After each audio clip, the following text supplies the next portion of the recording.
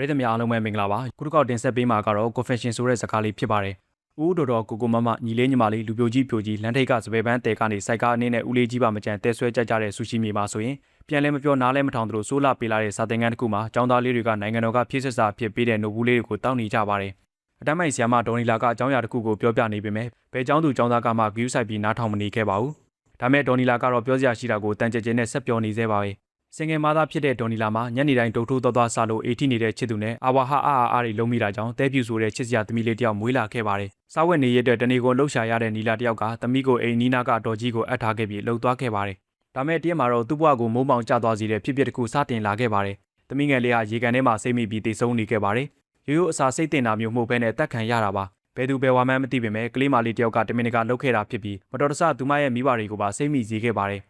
်အမှုကရှုပ်ထွေးနေသလိုနီလာတယောက်စုံစမ်းရင်းနဲ့လူသက်သမားကတဲပြူလေးကိုတက်ချင်တာကြောင့်ဆိုတဲ့အံ့ဩစရာချစ်ကိုပဲတီးလိုက်ရပါတယ်။ထင်တာမမှားရင်တဲပြူလေးကိုတက်ခဲ့တာကတက်တူရဲတူចောင်းသားចောင်းသူ2ယောက်ဖြစ်နိုင်ခြေရှိနေပြီးနီလာကတော့မောင်ရီနဲ့မောင်ဘီဆိုပြီးတော့တတ်မှတ်ထားခဲ့ပါတယ်။ចောင်းသားတွေရှိမှပဲနီလာကမောင်ရီရဲ့အကြောင်းကိုစပြောခဲ့ပါတယ်။မောင်ရီကစမတ်ကျစာတော်တဲ့ចောင်းသားတယောက်ဖြစ်ပြီးတော့ចောင်းမှာလည်းပြဿနာမရှာတတ်တဲ့သူပါ။ဒါမဲ့နီးစက်ရသတင်းတွေအရမောင်ရီကခွေးလေးကြောင်လေးတွေကိုညှဉ်းပန်းတက်ဖြတ်တတ်တဲ့စိတ်ဒစလေးပါ။တခါတော့ကမောင်ရီဟာနီလာကိုပတ်စံအိတ်တစ်ခုပေးခဲ့ပါတယ်။မောင်ရင်ထွင်ထားတဲ့ဓာတ်လိုက်စီတဲ့ဆက်ကလေးကပတ်စံရီထဲမှာထည့်ထားတာကြောင့်နီလာလည်းဓာတ်လိုက်သွားခဲ့ပါတယ်။ဆက်တီထွင်တာတော်တယ်ဆိုတဲ့စကားနဲ့တင်အတန်းသားတွေကမောင်ရီဟာသိပ္ပံထူးကျူစုရထားတဲ့အီမိုကေနဲ့မင်းသူဆိုတာကိုသဘောပေါက်သွားခဲ့ပါတယ်။နီလာရဲ့စိတ်ထင်ရဆိုရင်မင်းသူကလူများရဲ့စိတ်ဝင်စားတာကိုခံကျင်တာကြောင့်အခုလိုပြစ်မှုကိုကျူးလွန်ခဲ့တာလည်းဖြစ်နိုင်နေပါတယ်။တစ်ဖက်မှာမောင်ဘီဖြစ်နိုင်ခြေရှိတဲ့ចောင်းသားလေးကအားလုံးရဲ့ပေကံဖြစ်တယ်လို့အတန်းထဲမှာတိတ်ဆိတ်နေတဲ့သူမျိုးပါ။တရက်မျိုးထဲမှာကိုလာရွှေတွေနဲ့ပြဿနာတက်ခဲ့ပြီးចောင်းရီကူးကန်ကိုတန်ရှင်းလုပ်ဖို့ပြစ်ပေးခံရတာလည်းဖြစ်ပါတယ်။တငယ်ချင်းဆိုလို့မင်းသူတယောက်တည်းရှိတဲ့မောင်ဘီအနေနဲ့မင်းသူခိုင်းသမျှဘာမဆိုမငြီးမညူပဲလှုပ်ပေးမဲ့သူဖြစ်တာကြောင့်အတန်းထဲမှာဆိုရင်မောင်ဘီဖြစ်နိုင်တာကရဲသူဆိုတဲ့ချစ်ကန်ကန်ကောင်းလေးတယောက်ပ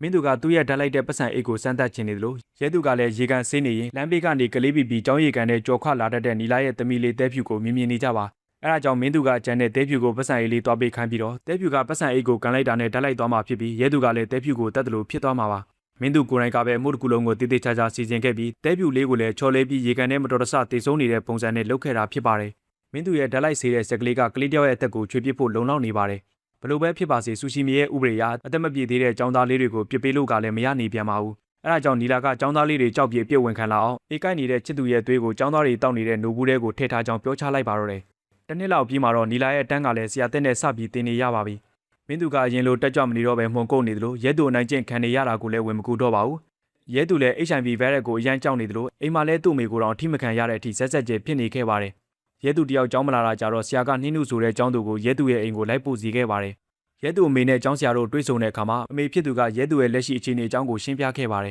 ။တင်းမှာတော့ရဲသူရဲ့မိခင်ကရဲသူအိမ်နေတော့တန်ရှင်းလေးလှုပ်ပေးပြီးသပင်လေးလည်းညှက်ပေးခဲ့ပါတယ်။ဒါမဲ့ရဲသူနိုးလာတော့ဒေါသတွေထွက်ပြီးတောင်းချမ်းပါတော့တယ်။ရဲသူရဲ့အခြေအနေကိုမိခင်ဖြစ်သူကိုယ်တိုင်တော့နားမလည်တော့ပါဘူး။ကျောင်းမှာလည်းရဲသူကတန်းသားတွေကိုချင်းချောက်သလိုစာရီကတ်စာရီရေးလို့တာကြောင့်နိုင်ကျင့်ခံရသလိုဆရာကတားတာတော့မှဘယ်သူမှဂရုမစိုက်ပဲအနိုင်ကျင့်စမဲပါပဲမင်းသူနဲ့အတူတူ HIV ရောဂါဖြစ်အောင်ဆိုပြီးအတန်းသားတွေကစာအညံဆုံးဖြစ်တဲ့နှင်းနုပါရောနိုင်ကျင့်ခံရပြီးနှစ်ယောက်စလုံးကိုတင်းကျပ်နှမ်းစီခဲ့ပါတယ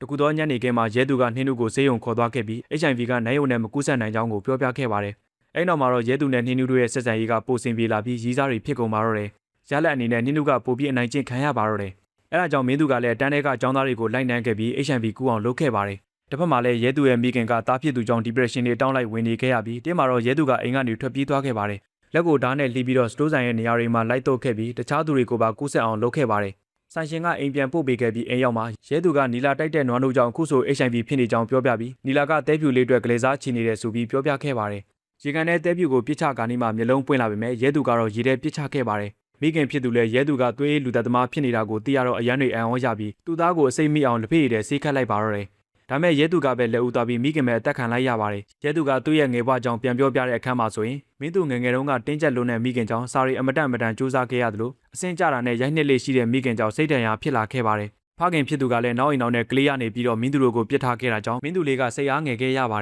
ယ်အဲ့လိုနဲ့မိခင်ရဲ့ဆန္ဒတိုင်းအတော်ဆုံးသိပ္ပံပညာရှင်ဖြစ်ဖို့လူများစီကနေတန်းရှင်းရအောင်ဆိုပြီးကျောင်းရဲ့ဟိုကန်ထဲမှာဘုံထောင်ခဲ့ပြီးတော့ဖုန်းနဲ့ချိတ်ထားခဲ့ပါတယ်ဖုန်းဝင်ကောတစ်ခုဝင်တာနဲ့ဘုံကပေါက်ကွဲသွားမှာပါသူလုံနေတဲ့ဗီဒီယိုကိုလည်းအင်တာနက်ပေါ်တင်ပြီးသူ့မိခင်စီပို့ပေးခဲ့ပေမဲ့မိခင်ဖြစ်သူကစာလည်းမပြန်သလိုဖုန်းလည်းမဆက်ခဲ့ပါဘူးမင်းသူရဲ့ website ကိုလည်းဘယ်သူကမှဝင်မကြည့်တာကြောင့်လူသိများအောင်ဆိုပြီးကြောင်လေးခွေးလေးတွေကိုနှိပ်စက်ထားတဲ့ဗီဒီယိုများစွာကိုထပ်တင်ခဲ့ပါတယ်သိပ္ပံထူးချွန်စုရပြီးသတင်းစာမှာပါလာတဲ့အထိဘယ်သူကမှစိတ်ဝင်စားခဲ့ပေမဲ့တဲပြူလေးကိုလှုပ်ကြံတဲ့အမှုကတော့လူတိုင်းကစိတ်ဝင်စားလာခဲ့ကြပါတယ် နီလာတိုက်ခဲ့တဲ့သွေးပါတဲ့နွားနို့ကြောင့်နေမကောင်းဖြစ်နေခဲ့ပေမဲ့မိခင်ဖြစ်သူစီကနေဘာကယူဆိုင်မှုမှမရတဲ့မင်းသူဟာစိတ်ရမ်းဆိုးခဲ့ပြီးတော့မိခင်ဖြစ်သူကိုတတ်ဖို့ထိပါလုပ်ပါတော့တယ်နှင်းနုကမိခင်ဖြစ်သူရဲ့အာယုံဆိုင်မှုရစီဖို့အခုလိုစိတ်ထင်ရရှောက်လို့နေတာကယူနေတာပဲဆိုပြီးပြောတာကြောင့်မင်းသူလည်းနှင်းနုအပေါ်အယမ်းစိတ်ဆိုးခဲ့ပါတယ်တနေရာမှာတော့နီလာနဲ့နှင်းနုတို့စကားပြောနေခဲ့ပြီးသူခံစားရတယ်လို့ပဲမင်းသူနဲ့ရဲသူတို့စိတ်စားဖြစ်အောင်လုပ်ပြီးမိဘတွေကိုပြန်တက်တက်တိဖြစ်အောင်ကြိုတင်စီစဉ်ထားတဲ့နီလာရဲ့ကြံကအောင်မြင်သွားခဲ့ပါတယ်အရင်ချိန်ကိုပြန်ပြတဲ့အခန်းမှာတော့ကျောင်းစုပေးပွဲမှာကျောင်းသားတွေအကုန်လုံးကဟော်ကန်ထဲမှာရှိနေခဲ့ပေမဲ့မင်းသူရဲ့ဖုန်းကအဝင်ကောမရှိတာကြောင့်မပေါက်ကွဲခဲ့ပါဘူးတကယ်တော့မင်းသူထောင်ထားတဲ့ဘုံကကျောင်းဝန်ကန်ထဲမှာမဟုတ်ပဲမိခင်ရဲ့ရုံကန်ထဲမှာပါဖုန်းကလုတ်တစ်ချက်နှိပ်လိုက်တာနဲ့တပြိုင်တည်းဘုံလေးပေါက်ကွဲသွားခဲ့ပြီးမင်းသူရဲ့မိခင်လည်းမာလကီယာသွားခဲ့ပါတယ်မိခင်ဖြစ်သူကိုတက်လိုက်မိတာကြောင့်ဝမ်းနေနေတဲ့မင်းသူကနီလာရဲ့နာမည်ကိုအော်ခေါ်ပြီးတော့တဲပြူလေးတဲ့ကလေးစားချီတာလားဆိုပြီးအော်မေးနေခဲ့ပါတယ်နီလာကလည်းဘလို့ပဲဖြစ်ခဲ့မင်းသူနဲ့ရဲသူကိုတေးခွင့်မပေးပဲတစ်သလုံးစိတ်ဒဏ်ရာရစီဖို့လုပ်ခဲ့တာဆိုပြီးပြောရင်းနဲ့ဇလန်လေးလည်းဆုံးသက်သွားခဲ့ပါတယ်အချင်းချင်းပြန်ပြောရရင်သမီးငယ်လေးတည်ဆုံမှုမှာရဲသူနဲ့မင်းသူရဲ့လက်ချက်ဆိုတာကိုသိသွားတဲ့နီလာကနိုဘူးတွေရဲ့ချစ်သူရဲ့ HIV ရှိတဲ့သွေးတွေကိုထည့်ထားတာဆိုပြီးစိုက်ကိုထည့်လိုက်တာပါအားငယ်တတ်တဲ့ရဲသူကကြောက်စိတ်တွေဖြစ်ပြီးကစင်ကလေးဖြစ်ခဲ့တယ်လို့မင်းသူရဲ့မေစီကိုတော့မင်းသူအစင်မကြအောင်လုပ်ပြီးမိခင်ရဲ့ဆွန့်ပစ်ခြင်းကိုခံရအောင်ပလန်သေးသေးချာချာချခဲ့တာလည်းဖြစ်ပါတယ်ပေးခြင်းတဲ့ message လေးကတော့မိဘတွေအနေနဲ့ကုကလေးရဲ့စိတ်ကိုတည်နာလဲပြီးပြုစုပြောထောင်ဆောင်ရှောက်ဖို့လိုတယ်ဆိုတာပါပဲနားဆင်ပေးခဲ့ကြတဲ့အတွက်ကျေးဇူးထူးတင်ရှိပါတယ်ခင်ဗျာ